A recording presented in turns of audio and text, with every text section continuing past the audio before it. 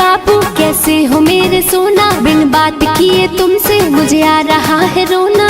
तुमको मेरी कसम जरा सा भी न रोना। हेलो हाय बाबू कैसे हो मेरे सोना, बिन बात किए तुमसे मुझे आ रहा है रोना। और इतना तो करता प्यार और करे क्या? सुनो ना। बोलो। कॉल करे क्या? क्या कॉले न की हो? कॉल करे क्या? कॉले ना की हो? ना ना ना, अरे कॉल करे क्या? कॉले ना की हो? अरे मम्मी से छुप के फोन किए हैं। तो कॉल करे क्या? कॉले न की हो? तू तो बड़ा भोला है, कुछ नहीं समझता है, तुझको समझाने का रब जाने क्या रास्ता है। हाँ क्या बोली? कॉल करे क्या? कॉल करे क्या बाबू, कॉल करे क्या? कॉल करे क्या सोना, कॉल करे क्या?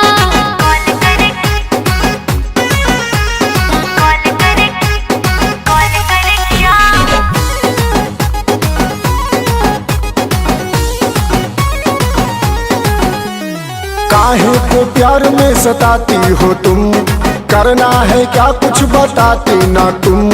बैलेंस खत्म था मैंने लोन लिया है, मम्मी से छुप के मैंने फोन किया है। डरती तुम मम्मी से, हम भी डरे क्या? नहीं। फिर कॉल करें क्या? अरे कॉल करे क्या बाबू, कॉल करे क्या? कॉल करे क्या सोना, कॉल करे क्या? अरे कॉले न की हो? अगल बगल कोई है क्या? नहीं। बिजी तो नहीं हो? नहीं। फ्री हो ना? अरे फ्री है तभी तो उठाए हैं। तो बताते क्यों नहीं? क्या कॉल करे क्या? कॉल करे क्या? कॉले ना की हो? ना ना ना, अरे कॉल करे क्या? कॉले ना की हो?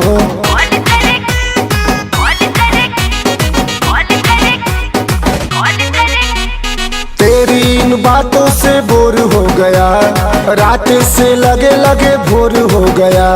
खाली टाइम पास करते हो तुम, छोटी छोटी बातों पे लड़ते हो तुम।